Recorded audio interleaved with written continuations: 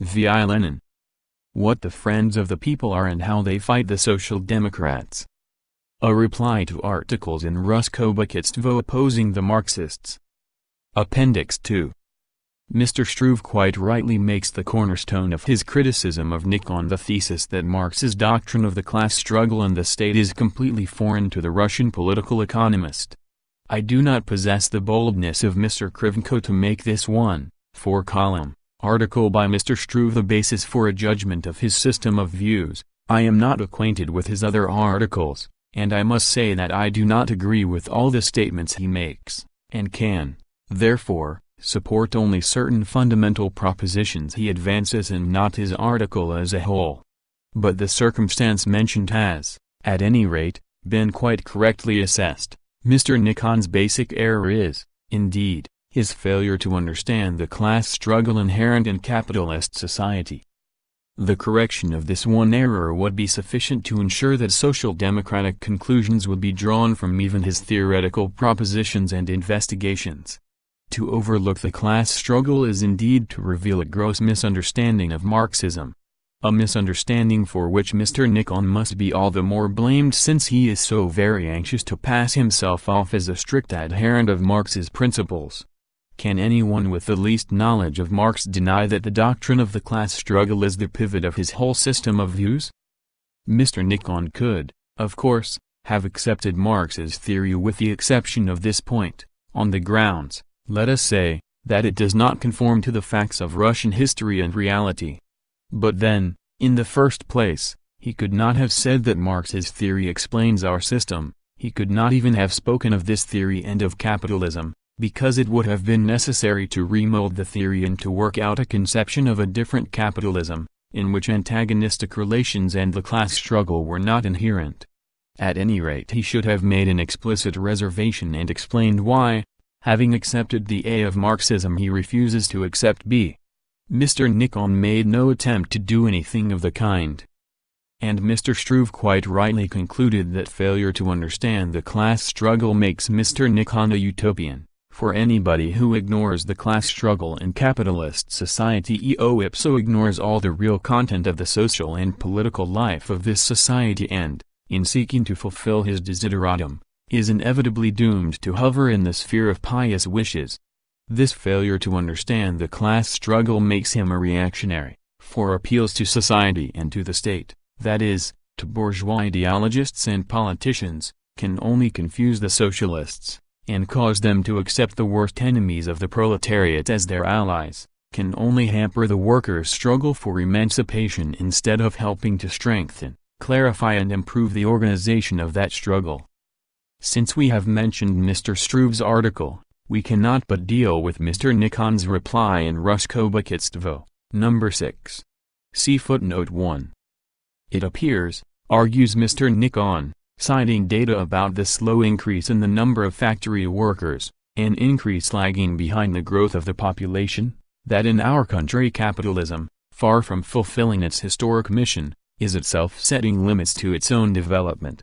That, incidentally, is why those who seek for their fatherland a path of development distinct from that which Western Europe followed and still follows are 1,000 times right.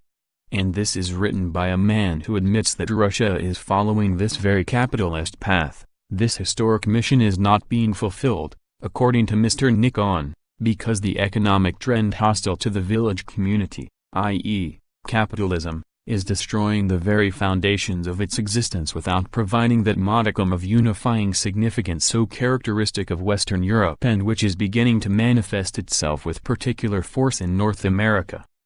In other words, what we have here is the standard argument against the Social Democrats invented by the celebrated Mr. V, who regarded capitalism from the standpoint of a government official settling the state problem of the introduction of capitalism into the life of the people. If it is fulfilling its mission, let it in, if not, keep it out. Apart from all the other virtues of this clever argument, the very mission of capitalism was understood by Mr. V.Y., and is apparently understood by Mr. Nikon, in an impossibly and preposterously false and narrow fashion. And again, of course, these gentlemen unceremoniously ascribe the narrowness of their own understanding to the Social Democrats, who can be maligned like the dead since the legal press is closed to them.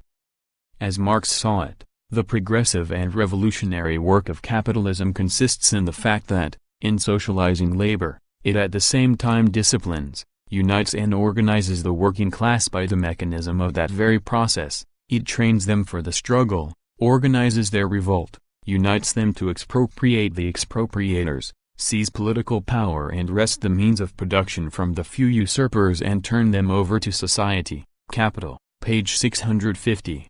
See footnote 10. That is how Marx formulates it.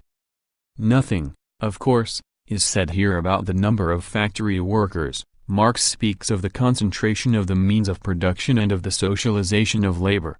It is quite clear that these criteria have nothing in common with the number of factory workers. But our exceptionalist interpreters of Marx misinterpret this to mean that the socialization of labor under capitalism amounts to factory workers laboring under one roof, and that the progressiveness of the work of capitalism is therefore to be measured by the number of factory workers.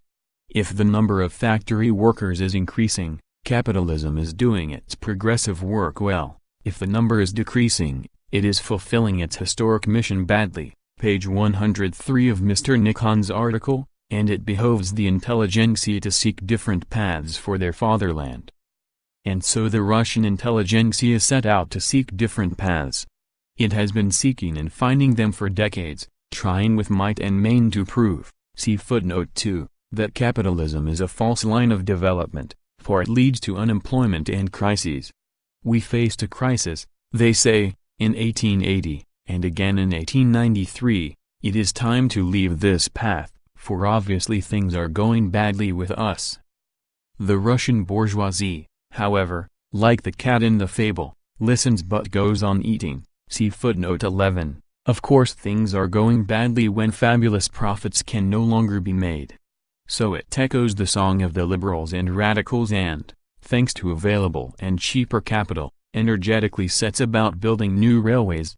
Things are going badly with us because in the old places we have already picked the people clean and now have to enter the field of industrial capital, which cannot enrich us as much as merchant capital. And so we will go to the eastern and northern border regions of European Russia, where primitive accumulation, which yields a profit of hundreds %, is still possible, where the bourgeois differentiation of the peasantry is still far from complete. The intelligentsia perceive all this and ceaselessly threaten that we are again heading for a crash. And a new crash is really upon us. Very many small capitalists are being crushed by the big capitalists, very many peasants are being squeezed out of agriculture, which is increasingly passing into the hands of the bourgeoisie. The sea of poverty, unemployment and starvation is increasing immensely, and the intelligentsia, with a clear conscience, point to their prophecies and ceaselessly complain about a wrong path, citing the absence of foreign markets as proof of the instability of our capitalism. The Russian bourgeoisie, however, listens but goes on eating. While the intelligentsia seek new paths, the bourgeoisie undertake gigantic projects for the construction of railways to their colonies, where they create a market for themselves, introducing the charms of the bourgeois system to the young countries and there, too, creating an industrial and agricultural bourgeoisie with exceptional rapidity, and casting the mass of the producers into the ranks of the chronically starving unemployed. Will the socialists really continue to confine themselves to complaining about wrong paths, and try to prove, by the slow increase in the number of factory workers, that capitalism is unstable? Before discussing this childish idea, see footnote 3. I cannot but mention that Mr. Nikon very inaccurately quoted the passage from Mr. Struve's article that he criticized. This article says literally the following. When the author, i.e., Mr. Nikon, points to the difference in the occupational composition of the Russian and American populations, for Russia 80% of the total gainfully employed population, Erwerbstätigen, are taken as engaged in agriculture, and in the United States only 44%. He does not observe that the capitalist development of Russia will work to obliterate this difference between 80% and 44%, that, one might say, is its historic mission. It may be held that the word mission is very inappropriate here, but Mr. Struve's idea is clear. Mr. Nikon did not notice that the capitalist development of Russia, he himself admits that this development is really a capitalist one, will reduce the rural population, whereas in fact it is a general law of capitalism. Consequently, to refute this objection, Mr. Nikon should have shown either 1, that he had not overlooked this tendency of capitalism, or 2, that capitalism has no such tendency. Instead, Mr. Nikon sets about analyzing the data on the number of our factory workers, 1% of the population, according to his estimate. But was Mr. Struve speaking of factory workers? Does the 20% of the population in Russia and the 56% in America represent factory workers? Are the terms factory workers and population not engaged in agriculture identical? Can it be denied that the proportion of the population engaged in agriculture is diminishing in Russia too? Having made this correction, which I consider all the more necessary because Mr. Krivenko has already garbled this passage in this very magazine, let us pass to Mr. Nikon's idea itself. Our capitalism is fulfilling its mission badly. Firstly, it is absurd to identify the number of factory workers with the number of workers engaged in capitalist production, as is done by the author of the sketches. See footnote 4. This is repeating, and even aggravating, the error of the Russian petty bourgeois economists who make large-scale machine industry the very beginning of capitalism. Are not the millions of Russian handicraftsmen who work for merchants, with the latter's material and for ordinary wages, engaged in capitalist production? Do the regular farm laborers and day laborers in agriculture not receive wages from their employers, and do they not surrender surplus value to them? Are not the workers in the building industry, which has rapidly developed in our country since the reform, subjected to capitalist exploitation? And so on. See footnote 5. Secondly, it is absurd to compare the number of factory workers, 1,400,000, with the total population and to express the ratio as a percentage. That is simply comparing incommensurables, the able-bodied population with the non-able-bodied, those engaged in the production of material values with the liberal professions, and so on. Do not the factory workers each maintain a certain number of non-working members of the family? Do not the factory workers maintain, apart from their employers and a whole flock of traders, a host of soldiers, civil servants and similar gentry, whom you assign to the agricultural population, contrasting this hodgepodge to the factory population? And then, are there not in Russia such industries as fishing and so forth, which it is again absurd to contrast with factory industry and to combine with agriculture? If you wanted to get an idea of the occupational composition of the population of Russia, you should, firstly, have singled out into a special group the population engaged in the production of material values, excluding, consequently, the non-working population, on the one hand, and soldiers, civil servants, priests, etc., on the other, and, secondly, you should have tried to divide them among the various branches of national labor.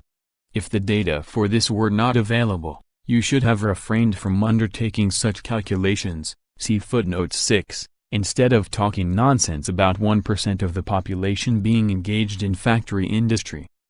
Thirdly, and this is the chief and most outrageous distortion of Marx's theory of the progressive and revolutionary work of capitalism, where did you get the idea that the unifying significance of capitalism is expressed in uniting only the factory workers? Can it be that you borrow your idea of Marxism from the articles in Otkustveni I Zapiski on the socialization of labor? Can it be that you, too, identify it with work under one roof? But no. It would appear that Nikon cannot be accused of this, because he accurately describes the socialization of labor by capitalism on the second page of his article in Rusko-Bakitstvo, number 6, correctly indicating both features of this socialization: 1. Work for the whole of society, and 2. The uniting of individual laborers so as to obtain the product of common labor. But if that is so, why judge the mission of capitalism by the number of factory workers, when this mission is fulfilled by the development of capitalism and the socialization of labor in general, by the creation of a proletariat in general, in relation to which the factory workers play the role only of front rankers, the vanguard? There is, Of course, no doubt that the revolutionary movement of the proletariat depends on the number of these workers, on their concentration, on the degree of their development, etc. But all this does not give us the slightest right to equate the unifying significance of capitalism with the number of factory workers. To do so would be to narrow down Marx's idea impossibly. I will give you an example. In his pamphlet Zur Vernunftsfrage, see footnote 7, Friedrich Engels speaks of German industry and points out that in no other country, he is referring only to Western Europe, do there exist so many wage workers who own a garden or a plot of land. Rural domestic industry carried on in conjunction with kitchen gardening or agriculture, he says, forms the broad basis of Germany's new large-scale industry. This domestic industry grows increasingly with the growing distress of the German small peasant, as is the case in Russia, let us add, but the combination of industry with agriculture is the basis not of the well-being of the domestic producer, the handicraftsman, but on the contrary, of his greater oppression. Being tied to his locality, he is compelled to accept any price, and therefore surrenders to the capitalist not only surplus value but a large part of his wages as well, as is the case in Russia, with her vast development of the domestic system of large-scale production. That is one side of the matter, Engels continues, but it also has its reverse side. With the expansion of domestic industry, one peasant area after another is being dragged into the present-day industrial movement. It is this revolutionizing of the rural areas by domestic industry which spreads the Industrial Revolution in Germany over a far wider territory than was the case in England and France. This explains why in Germany, in contrast to England and France, the revolutionary working-class movement has spread so tremendously over the greater part of the country instead of being confined exclusively to the urban centers. And this in turn explains the tranquil, certain and irresistible progress of the movement. It is perfectly clear that in Germany a victorious rising in the capital and in the other big cities will be possible only when the majority of the smaller towns and a great part of the rural districts have become ripe for the revolutionary change. See footnote 12.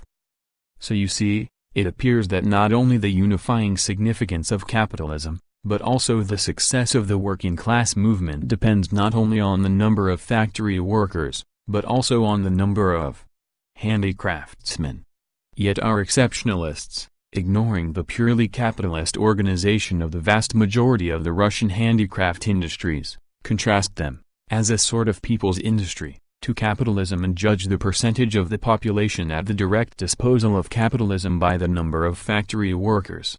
This is reminiscent of the following argument by Mr. Krivenko: the Marxists want all attention to be directed to the factory workers, but as there are only 1 million of them out of 100 million people, they constitute only a small corner of life, and to devote oneself to it is just like confining oneself to work in a state or charitable institutions. Ruskobakitstvo, number 12. Mills and factories are just as small a corner of life as a state and charitable institutions. What a genius you are, Mr. Krivenko. No doubt it is the estate institutions that produce goods for the whole of society. No doubt it is the state of affairs in the estate institutions that explains the exploitation and expropriation of the working people. No doubt it is in the estate institutions that one must look for the advanced representatives of the proletariat who are capable of raising the banner of working-class emancipation. It is not surprising to hear such things from the lips of the minor bourgeois philosophers, but it is a pity to have to read that sort of thing in the writings of Mr. Nikon. On page 393 of Capital, see footnote 13, Marx quotes figures of the composition of the English population. In 1861 there was a total of 20 million people in England and Wales. Of these, 1,605,440 persons were employed in the main branches of factory industry. See footnote 8. Furthermore, there were 1,208,648 members of the servant class, and in a footnote to the second edition Marx refers to the very rapid growth of this class. Now just imagine that there were Marxists in England who divided 1,600,000 by 20 million to judge the unifying significance of capitalism. The result would be 8%, Less than 1/12. How can one speak of the mission of capitalism when it has not united even 1/12 of the population, and when, moreover, there is a more rapid increase in the domestic slave class, representing a dead loss of national labor, which shows that we, the English, are following the wrong path? Is it not clear that we must seek different, non-capitalist paths of development for our fatherland? There is yet another point in Mr. Nikon's argument, when he says that capitalism here does not yield the unifying significance which is so characteristic of Western Europe and is beginning to manifest itself with particular force in North America. He is apparently referring to the working class movement. And so, we must seek different paths because capitalism here does not give rise to a working class movement. This argument, it seems to me, was anticipated by Mr. Mikhailovsky. Marx operated with a ready-made proletariat, he admonished the Marxists. And when a Marxist told Mikhailovsky that all he saw in poverty was poverty, his reply was, this remark, as usual, was taken bodily from Marx.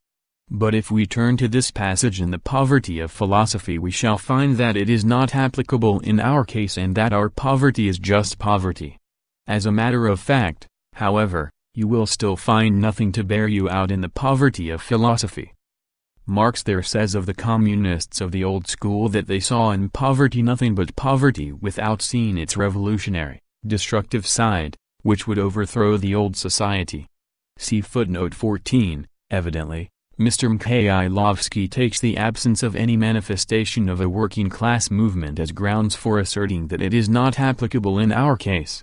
In reference to this argument, let us remark, firstly, that only a most superficial acquaintance with the facts can give rise to the idea that Marx operated with a ready-made proletariat. Marx's communist program was drawn up before 1848. What working class movement, see footnote 9, was there in Germany then? There was not even political liberty at that time, and the activities of the communists were confined to secret circles, as in our country today. The social democratic labor movement, which made the revolutionary and unifying role of capitalism quite clear to everybody, began 2 decades later, when the doctrine of scientific socialism had definitely taken shape, when large-scale industry had become more widespread, and there emerged numerous talented and energetic disseminators of this doctrine among the working class. In addition to presenting historical facts in a false light and forgetting the vast amount of work done by the socialists in lending consciousness and organization to the working class movement, our philosophers foist upon Marx the most senseless fatalistic views. In his opinion, they assure us, the organization and socialization of the workers occur spontaneously, and, consequently, if we see capitalism but do not see a working class movement, that is because capitalism is not fulfilling its mission, and not because we are still doing too little in the matter of organization and propaganda among the workers. This cowardly petty bourgeois artifice of our exceptionalist philosophers is not worth refuting. It is refuted by all the activities of the social democrats in all countries. It is refuted by every public speech made by any Marxist. Social democracy, as Kautsky very justly remarks, is a fusion of the working class movement and socialism. And in order that the progressive work of capitalism may manifest itself in this country too, our socialists must set to work with the utmost energy. They must work out in greater detail the Marxist conception of the history and present position of Russia, and make a more concrete investigation of all forms of the class struggle and exploitation, which are particularly complex and masked in Russia. They must, furthermore, popularize this theory and make it known to the worker.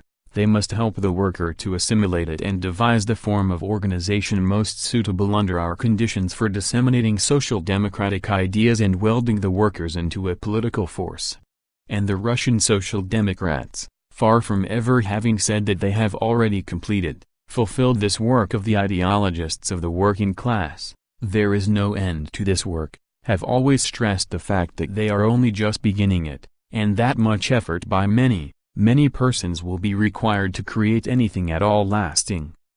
Besides its unsatisfactory and preposterously narrow conception of the Marxist theory, This common objection that progressive work is lacking in our capitalism seems to be based on the absurd idea of a mythical people's system.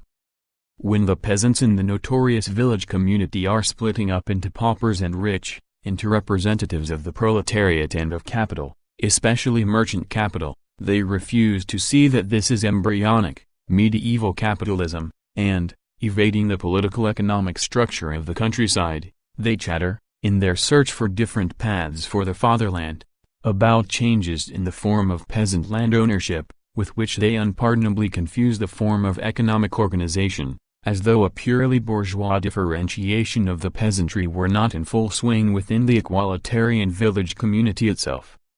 And at a time when this capitalism is developing and outgrowing the narrow forms of medieval, village capitalism, shattering the feudal power of the land and compelling the peasant, long stripped clean and starving, to abandon the land to the community for equalitarian division among the triumphant kulaks, to leave home, to tramp the whole of Russia, unemployed for many a long day, and to hire himself now to a landlord, tomorrow to a railway contractor, then as an urban laborer or as farm laborer to a rich peasant, and so on, when this peasant, who changes masters all over Russia, sees that wherever he goes he is most shamefully plundered, when he sees that other paupers like himself are plundered, that it is not necessarily the lord who robs him, but also his brother muzhik, if the latter has the money to buy labor power, when he sees how the government always serves his masters, restricting the rights of the workers and suppressing as riots every attempt to protect their most elementary rights.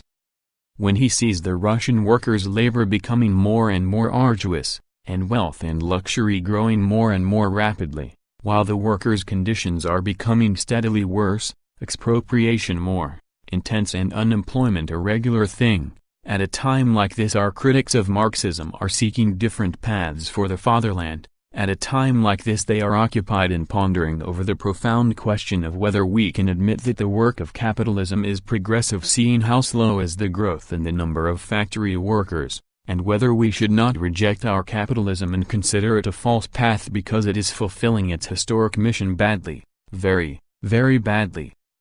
A lofty and broadly humane occupation, is it not?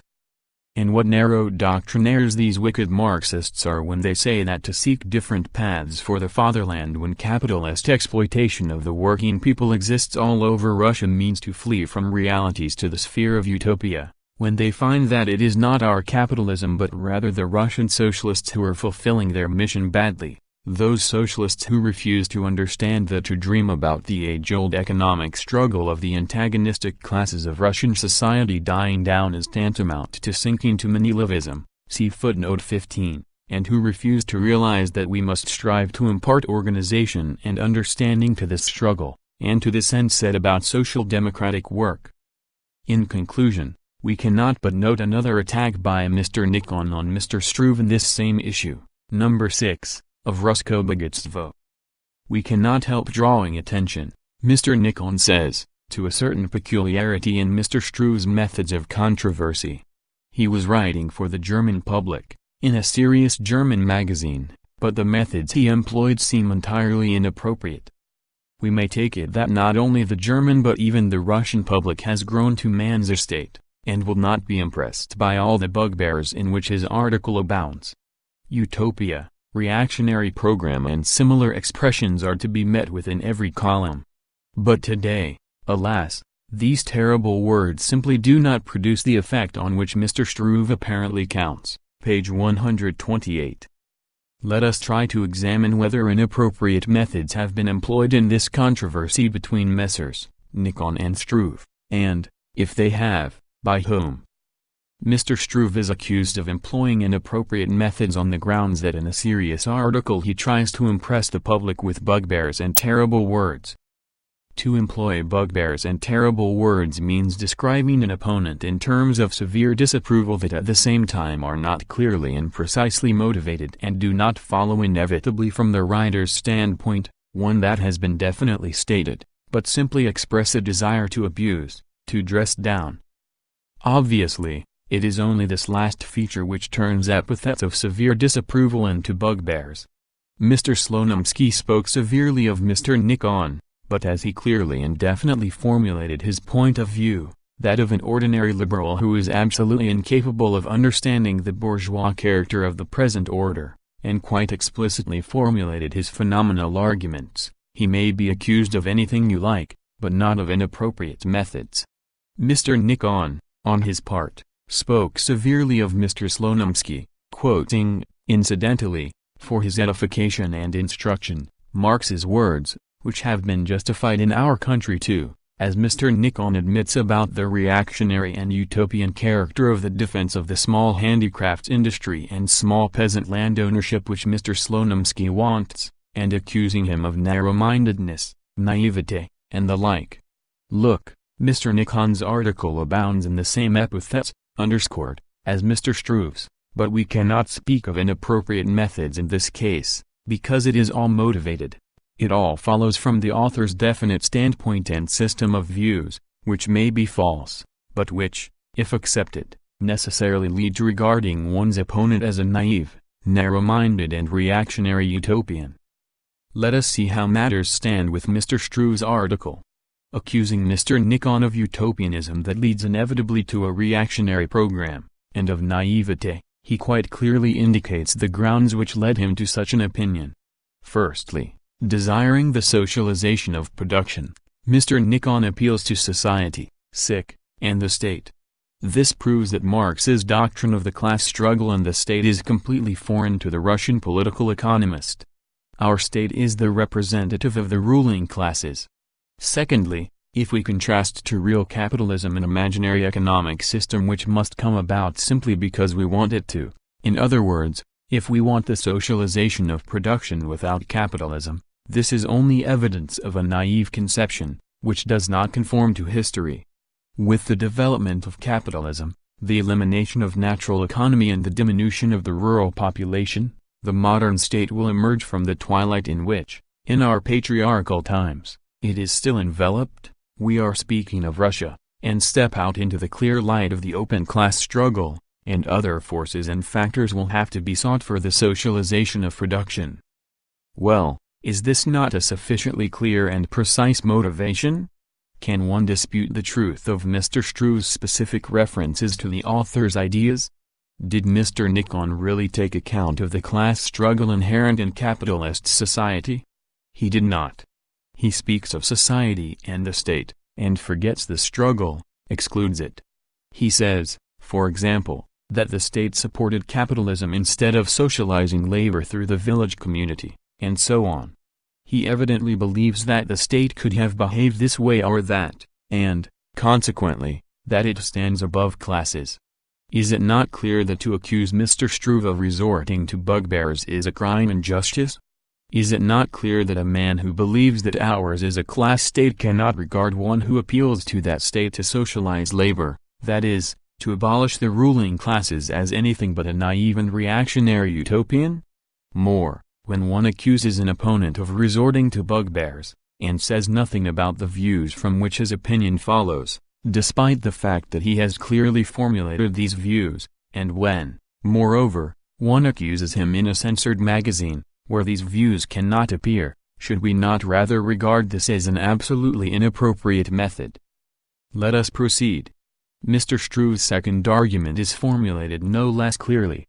That the socialization of labor apart from capitalism, through the village community, is an imaginary system cannot be doubted, for it does not exist in reality. This reality is described by Mr. Nikon himself as follows. Prior to 1861 the productive units were the family and the village community. Sketches, pages 106 to 107. This small, scattered, self-sufficing production could not develop to any considerable extent, and its extremely routine nature and low productivity were therefore typical. The subsequent change meant that the social division of labor became deeper and deeper. In other words, capitalism broke out of the narrow bounds of the earlier productive units and socialized labor throughout society. Mr. Nikon, too, admitted this socialization of labor by our capitalism. Therefore, in wanting to base the socialization of labor not on capitalism, which has already socialized labor, but on the village community, the breakdown of which for the first time brought about the socialization of labor throughout society. He is a reactionary utopian. That is Mr. Struve's idea. One may regard it as true or false, but it cannot be denied that his severe comment on Mr. Nikon followed with logical inevitability from this opinion, and it is, therefore, out of place to talk of bugbears. Furthermore, when Mr. Nikon concludes his controversy with Mr. Struve by attributing to his opponent the desire to dispossess the peasantry of the land, if by a progressive program is meant dispossessing the peasantry of the land, then the author of the sketches is a conservative, despite Mr. Struve's explicit statement that he desires the socialization of labor, desires it through capitalism, and therefore desires to base himself on the forces that will be visible in the clear light of the open class struggle that can only be called a version diametrically opposed to the truth. And if we bear in mind that Mr. Struve could not in the censored press speak of the forces which come forward in the clear light of the open class struggle, and that, consequently, Mr. Nikon's opponent was gagged, it can scarcely be denied that Mr. Nikon's method is altogether inappropriate. Notes 1. Generally speaking, by his articles in Ruskobokistvo, Mr. Nikon is apparently trying hard to prove that he is by no means as remote from petty bourgeois radicalism as one might think, that he too is capable of discerning in the growth of a peasant bourgeoisie, number 6, page 118, the spread among the peasants of improved implements, phosphates, etc., symptoms indicating that the peasantry itself, the peasantry that is being expropriated wholesale, realizes the necessity of finding a way out of the position it is in. Lenin's note. 2. These proofs are wasted, not because they are wrong. The ruin, impoverishment and starvation of the people are unquestionable and inevitable concomitants of capitalism, but because they are addressed to thin air. Society, even under the cloak of democracy, furthers the interests of the plutocracy, and, of course, the plutocracy will hardly take up the cudgels against capitalism. The government. I will cite the comment of an opponent, Mr. Nkem Khailovsky, however little we know the programs of our government B once wrote, we know them enough to be certain that the socialization of labor has no part in them. Lenin. 3. How can this idea be called anything but childish, when the progressive work of capitalism is not judged by the degree of socialization of labor, but by such a fluctuating index of the development of only one branch of national labor? Everybody knows that the number of workers cannot be anything but extremely inconstant under the capitalist mode of production, and that it depends upon a host of secondary factors, such as crises, the size of the reserve army, the degree of the exploitation of labor, the degree of its intensity, and so on and so forth. Lenin's note. 4. N. F. Danielson, Sketches on Our Post-Reform Social Economy, St. Petersburg, 1893. Editor's Notum. 5. I confine myself here to criticizing Mr. Nikon's method of judging the unifying significance of capitalism by the number of factory workers. I cannot undertake an analysis of the figures because I have not got Mr. Nikon's sources handy. One cannot, however, refrain from noting that he has hardly selected these sources happily. He first takes data for 1865 from the Military Statistical Abstract and those for 1890 from the Directory of Factories and Works of 1894. The number of workers he gets, exclusive of mine workers, is 829,573 and 875,764, respectively. The increase of 5.5% is much less than the increase in population, from 61,420,000 to 91 million or 48.1%. But on the next page different figures are taken both for 1865 and 1890 from the Directory of 1893. According to these data, the number of workers is 392,718 and 716,792, respectively, an increase of 82%. But this does not include industries paying excise duties, in which the number of workers, page 104, was 186,053 in 1865 and 144,332 in 1890.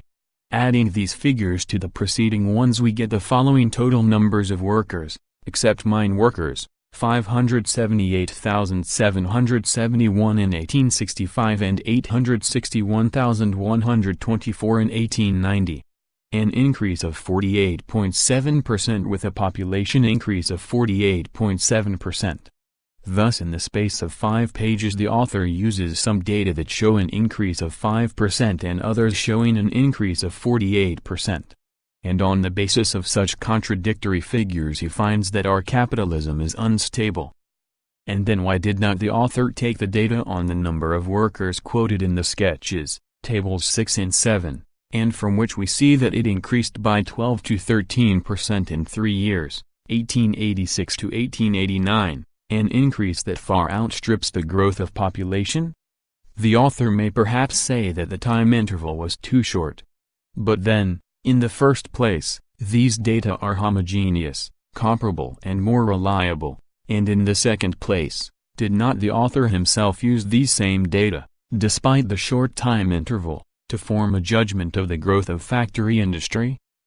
Obviously, if such a fluctuating index as the number of workers is used to indicate the state of only one branch of national labor, those data cannot be anything but shaky. And one must be a naive dreamer indeed to base one's hopes on such data, hopes that our capitalism will collapse, crumble to dust spontaneously, without a desperate and stubborn struggle, and to use these data to question the indisputable domination and development of capitalism in all branches of national labor. Lenin. 6. Mr. Nikon attempted such a calculation in the sketches, but very unsuccessfully. On page 302, we read: An attempt was recently made to determine the total number of free workers in the 50 gubernias of European Russia. S.A. Korolenko, Hired Labor, St. Petersburg 1892. An investigation made by the Department of Agriculture estimates the able-bodied rural population in the 50 gubernias of European Russia at 35,712,000, whereas the total number of workers required in agriculture and in the manufacturing, mining, transport and other industries is estimated at only 30,124,000. Thus the number of absolutely superfluous workers reaches the huge figure of 5,588,000, which, together with their families, according to the accepted standard, would amount to no less than 15 million purses. Repeated on page 341.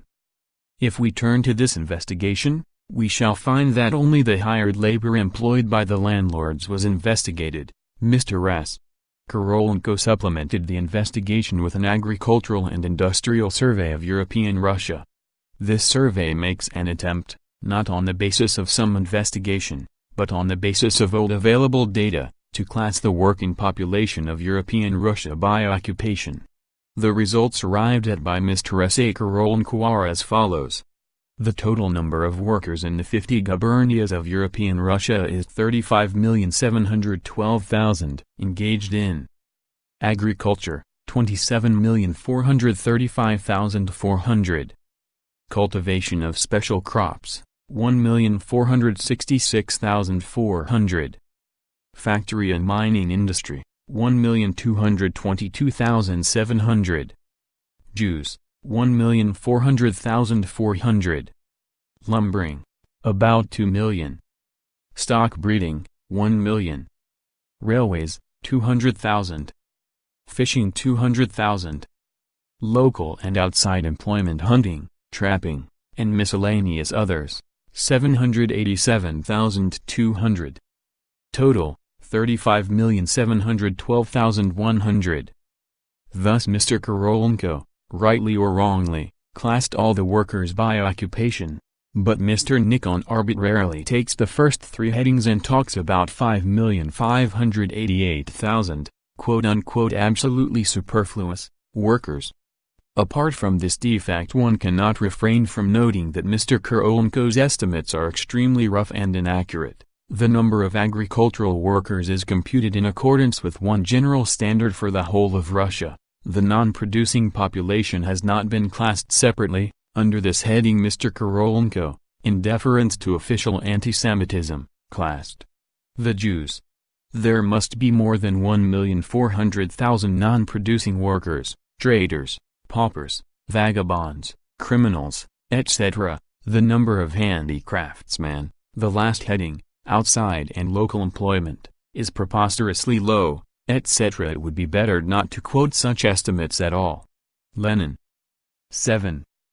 The housing question. Editor's note. 8. There were 642,607 persons employed in the textile, hosiery and lace industries. In our country, tens of thousands of women engaged in stocking and lace making are incredibly exploited by the tradeswomen for whom they work. Wages are sometimes as low as 3 kopecks a day. Do you mean to say, Mr. Nikon, that they are not at the direct disposal of capitalism? And in addition, 565,835 persons were employed in coal and ore mines, and 396,998 persons all metal works and manufactures. Lenin's note. 9. The smallness of the working class at that time may be judged from the fact that 27 years later, in 1875, Marx wrote that the majority of the toiling people in Germany consists of peasants, and not of proletarians. See footnote 16, that is what operating with a ready-made proletariat comes down to. Lenin. 10.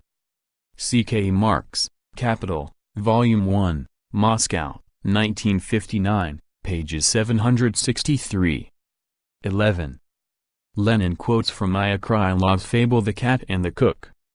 12. Herein further on Lenin quotes from the preface to the second edition of F. Engels' The Housing Question.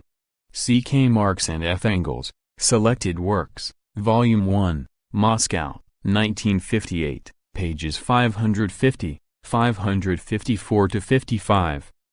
13. C.K. Marx, Capital, Volume 1, Moscow, 1959, page 446. 14. Lenin refers to the principles expressed by Marx in the second chapter of The Poverty of Philosophy, an essay directed against Proudhon.